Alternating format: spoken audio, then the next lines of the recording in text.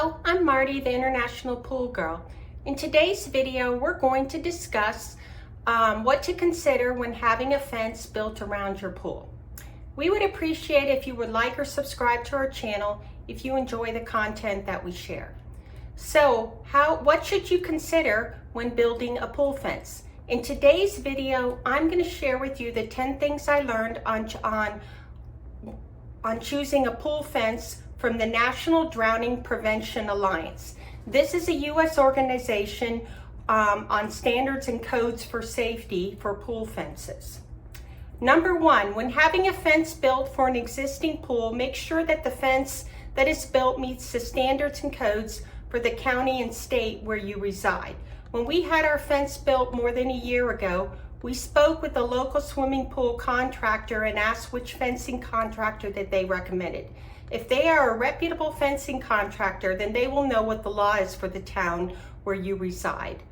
It may be that you don't need to hire someone to do the fence. With a safety issue like this though, it makes sense to have someone build the fence who knows how to ensure that the fence is built properly and is secure and complies with all residential safety standards regarding the height of the fence.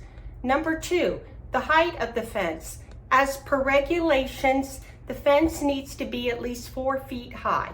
This is to prevent small children and school-age children from climbing over the fence. As someone who has experience with cleaning swimming pools at residential and large community swimming pools, it is difficult to climb over a properly built fence. I have only succeeded in doing a few times, and I am tall at 5'11". Number three, the fence should be self-latching. This means that if you close the door and let it swing, it will automatically close, and a child would have difficulty opening it. As we have a tall fence, the hinges that the builder installed are strong because of the weight of the gate. You want to choose high quality hinges. Also make sure that the gate swings away from the pool and not towards the pool. You want to put as many obstacles in the way of a child trying to gain access to your swimming pool. Number four, maintenance of the fence. This means that you need to check on a regular or at least semi-annually to ensure that the gate lock works and that the latches work and that there are no holes in the fence or weak boards so the child could climb over and gain access to the pool. In the U.S., as people are more likely to sue, this is of the utmost importance to make sure that the fence has no issues and that children can be prevented from gaining access to the pool.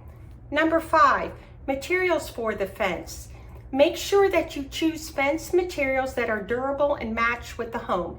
In our case, we went with a wooden fence in order to provide full privacy. If you have a larger property where you can't see the home from the street or the pool, then it's possible to go with a fence where you can see through. It just depends on your preference, but safety should be paramount. Number six, keep the pool fence clear of any objects on top of it or near it. There shouldn't be anything near the fence from the outside where a child could use to climb over the fence and then gain access to the pool. Just making these small changes will keep children safe. Number seven, do ensure that the fence is installed by a professional or somebody who has built fences before. A pool fence is the minimum safety barrier. When we had our pool fence installed, we didn't go with the cheapest bid. We contacted a reputable pool builder and then asked them what fence companies they recommended. We used them for the bids and chose one of them, and the work was completed in a timely fashion, and they did a great job. Number eight, consider adding some additional safety measures. A pool fence is the minimum safety barrier for a swimming pool and required by insurance. But if you have small children, alarms and video cameras would also be recommended. We only have a fence as we don't have any small children residing in our home. Number nine, add a lock onto the gate. So in addition to the hinges, you have a lock on the gate. Do ensure that so that it's locked when not in use. When you are actually using your pool, you just want the door closed. But if you are not using it, then you want to have it locked. We have been servicing residential pools and we don't see locked gates as a common practice. We see fences, and the majority of our customers most likely have some type of camera so that they can supervise the children. In our case, we don't allow anyone to swim in our pool unless there is an adult supervising them. With locks, we only see lock gates on commercial, private, community swimming pools. And finally, number 10, educate children on pool safety. And this would be for any children swimming at the pool. Make sure that you are teaching children about pool safety. You also share with the children who would be swimming in your pool that the reason you have a pool fence is to keep children from getting access to your pool. We recently had a pool party with a large group of teens. We were out there supervising them the entire time, and if we saw anyone running, we immediately let them know that they needed to stop.